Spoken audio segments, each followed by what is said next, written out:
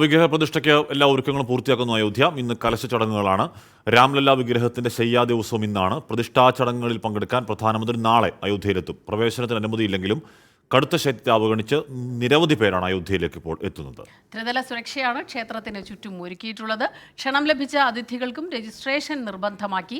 അയോധ്യ പ്രതിഷ്ഠയ്ക്ക് മുന്നോടിയായി പ്രധാനമന്ത്രി നടത്തുന്ന തമിഴ്നാട്ടിലെ ക്ഷേത്ര ദർശനം ഇന്ന് പൂർത്തിയാകും. 10:30 ധനുഷ്കോടി കോദണ്ഡരാമ ക്ഷേത്രത്തിലെത്തും. രാമസേതു നിർമ്മാണം തുടങ്ങിയ അരിച്ചൽ മുനമ്പിലും സന്ദർശനമുണ്ടാകും. എസ് വിജയകുമാറും ആർ രാധാകൃഷ്ണനും ചേരുന്നു. വിജയകുമാർ, തണുപ്പിന് ഒരു പൊടിക്ക് ശമനമുണ്ടോ? രാവിലെയൊക്കെ ആകുമ്പോൾ കുറച്ചുകൂടി തണുപ്പ് കൂടുതലാവുമല്ലോ അവിടെ.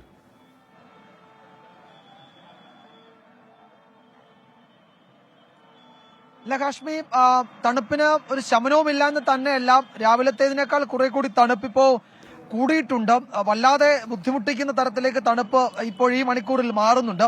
തന്നെയുമല്ല, കഴിഞ്ഞ ദിവസത്തെ അപേക്ഷിച്ച് ചെറിയ കാറ്റുകൂടി, ഒരു ശീതക്കാറ്റ് കൂടി ഇവിടെ അടിച്ചു തുടങ്ങിയിട്ടുണ്ട്. ശീതക്കാറ്റ് അടുത്ത 2-3 ദിവസം ഇവിടെ ഉണ്ടാകും എന്നാണ് അറിയിച്ചിരിക്കുന്നത്. മറ്റൊരു കൗതുകമുള്ള കാര്യം, കേന്ദ്ര കാലാവസ്ഥാ വകുപ്പ് ഈ അയോധ്യയ്ക്ക് വേണ്ടി മാത്രമായി ഒരു വെബ്സൈറ്റ് തുടങ്ങി എന്നവർ അറിയിച്ചിട്ടുണ്ട്. കേന്ദ്ര കാലാവസ്ഥാ വകുപ്പ് അത് ഇങ്ങനെ ഓരോ മണിക്കൂറും ഇവിടുത്തെ ക്ലൈമറ്റ് സാഹചര്യം, വെതർ റിപ്പോർട്ട് അപ്ഡേറ്റ് ചെയ്യുന്നുണ്ട്.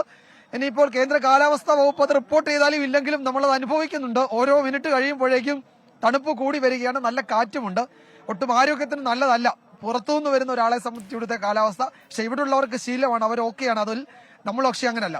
എങ്കിലും മറ്റു വിശദാംശങ്ങളിലേക്ക് വന്നാൽ, ഹാഷ്മി, സ്മിത, പ്രധാനമന്ത്രി നരേന്ദ്രമോദിയുടെ ശ്രീരാമ ക്ഷേത്ര ദർശനം അത് ഇന്ന് ഏതാണ്ട് അവസാനിക്കും. ഇന്ന് കോദണ്ഡരാമർ ക്ഷേത്രത്തിലാണ് അദ്ദേഹം ദർശനം നടത്തുന്നത്, ധനുഷ്കോടിയിൽ.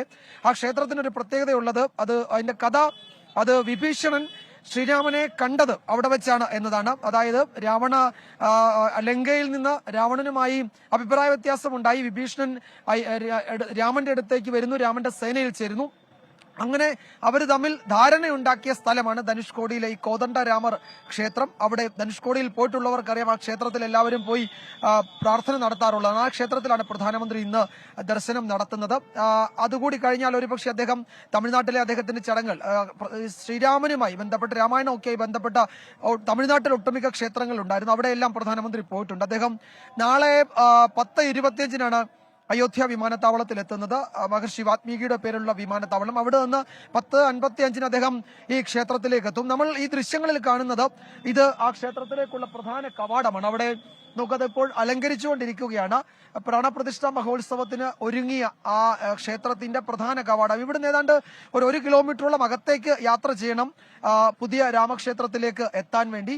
ആ വഴിയുടെ ഇരുവശവും അത് വീതിയൊക്കെ കൂട്ടി നല്ല മനോഹരമായ ടൈലുകളൊക്കെ വിരിച്ച് നന്നാക്കിയ വഴിയാണത്. അതിന് ഇരുവശത്തുമുള്ള കെട്ടിടങ്ങളൊക്കെ അത് മനോഹരമായി പെയിന്റ് ചെയ്ത് നിറയെ പൂക്കൾ കൊണ്ട് അലങ്കരിച്ചിരിക്കുകയാണ്. ഈ 2 ഭാഗം, ഇതാണ് പ്രധാനപ്പെട്ട എൻട്രൻസ്.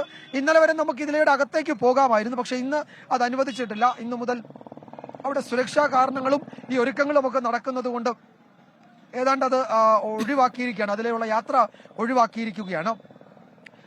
അതിന് മുൻഭാഗം നിറയെ പൂക്കൾ ഇങ്ങനെ തറയിൽ വെച്ചിട്ടുണ്ട്. അത് മുഴുവൻ ഇവിടെ അലങ്കരിക്കാൻ വേണ്ടിയാണ്. ഇവിടെ ഈ പ്രധാനപ്പെട്ട നിരത്തിലെ മുഴുവൻ വീടുകളും അതുപോലെ വ്യാപാര സ്ഥാപനങ്ങളും ഒക്കെ ഇന്നലെ കൊണ്ട് തന്നെ പൂക്കൾ കൊണ്ട് അലങ്കരിച്ചിട്ടുണ്ട്. എനിക്ക് തോന്നുന്നു ഇന്നലെയൊക്കെ തൂക്കിയ പൂക്കൾ ഇവിടെ ഒട്ടും വെയിലില്ലാത്തത് കൊണ്ട് അത് വാടാതെ കിടക്കും, നാളെയും അങ്ങനെ തന്നെ കിടക്കുമെന്ന് തോന്നുന്നു. എന്തായാലും അത് മുഴുവൻ ഇങ്ങനെ മനോഹരമായി അലങ്കരിച്ചിട്ടുണ്ട്. ഈ വീഥി മുഴുവൻ പൂർണ്ണമായും പൂക്കൾ കൊണ്ട് അലങ്കരിച്ചിരിക്കുകയാണ്. ഇത് പ്രധാനപ്പെട്ട ഇവിടുത്തെ വഴി.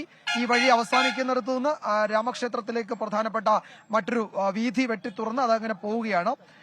അതിന്റെ സുരക്ഷാ ക്രമീകരണങ്ങളുടെ ഭാഗമായി ഈ ഉദ്യോഗസ്ഥരൊക്കെ ഈ വലിയ കെട്ടിടത്തിനൊക്കെ മുകളിൽ ഇപ്പോൾ തന്നെ അവരുടെ പരിശോധന നടത്തുന്നുണ്ട്. ഏതാണ്ട് ഉത്തർപ്രദേശ് പോലീസിലെ പ്രത്യേകം പരിശീലനം ലഭിച്ച, നാഷണൽ സെക്യൂരിറ്റി ഗാർഡ് പരിശീലിപ്പിച്ച 2000-ഓളം വരുന്ന പോലീസുകാർക്ക്, പ്രത്യേക സേനാംഗങ്ങൾക്കാണ്, സ്പെഷ്യൽ ഫോഴ്സ് ആണ്, അവർക്കാണ് ഇവിടുത്തെ സുരക്ഷയുടെ ചുമതല ഏൽപ്പിച്ചിരിക്കുന്നത്. അവിടെ അവര് എല്ലാ സ്ഥലത്തും അവരെ ഡിപ്ലോയ് ചെയ്യും. കൂടുതൽ പോലീസ് ഉദ്യോഗസ്ഥരൊക്കെ, പോലീസുകാരൊക്കെ ഇങ്ങോട്ട് വരുന്നുണ്ട്, അവരുടെ വാഹനമൊക്കെ ഇങ്ങനെ കടന്നു പോകുന്നുണ്ട്. സുരക്ഷയുടെ കാര്യത്തിൽ പ്രധാനമന്ത്രിയും മറ്റ് VVIPകളും വരുന്നത് കൊണ്ട് കുറെ കൂടി കർശനമായ നിയന്ത്രണം, ഒരു ക്ഷേത്രമായതുകൊണ്ട് കുറെ കൂടി കർശനമായിരിക്കും സുരക്ഷാ ക്രമീകരണങ്ങൾ എന്ന് അറിയിച്ചിട്ടുണ്ട്. പ്രധാനമന്ത്രി നാളെ എത്തും. മറ്റ് VVIPകൾ, പ്രത്യേക ക്ഷണിക്കപ്പെട്ടവരൊക്കെ ഇന്ന് എത്തുന്നുണ്ട്. 7000 പേർക്ക് നേരിട്ട് ഈ പ്രാണപ്രതിഷ്ഠാ ചടങ്ങ് കാണാം. മറ്റുള്ളവർക്ക് അത് ഈ നഗരത്തിൽ പലയിടങ്ങളിലായി അത് കാണുന്നതിന് ഏർപ്പാട് ചെയ്തിട്ടുണ്ട്. വിജയകുമാർ, അതുപോലെ ഇനി നമുക്ക് ആർക്കയിലേക്ക് കൂടി പോകേണ്ടിയിരിക്കുന്നു. ദൃശ്യങ്ങളിൽ നിന്ന് തന്നെ നമുക്ക് കാണാൻ കഴിയുന്നുണ്ട്, മനോഹരമായി അലങ്കരിച്ചിട്ടുണ്ട്, പൂക്കളുണ്ട്, വിധാനങ്ങൾ, തോരണങ്ങളൊക്കെ തന്നെ ഉണ്ട്. അവിടെയെല്ലാം കർശനമായ സുരക്ഷാ നിർദ്ദേശങ്ങളുമുണ്ട്. ആർക്കയിലേക്ക് കൂടി ഒന്ന് പോകാമെന്ന് തോന്നുന്നു അല്ലേ? ആർക്കെ എവിടെയാണ്?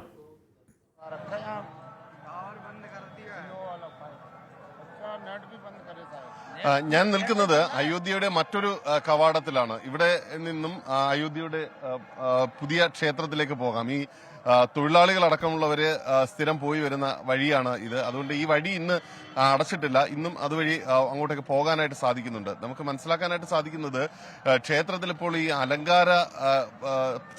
അലങ്കാരമൊക്കെ നടത്തി വരികയാണ്. ഈ കലശം രാവിലെ നടന്നിരുന്നു. അതിന് തുടർച്ച എന്ന രീതിയിലാണ് ഇപ്പോൾ ഈ അലങ്കാരങ്ങളൊക്കെ നടത്തുന്നത്.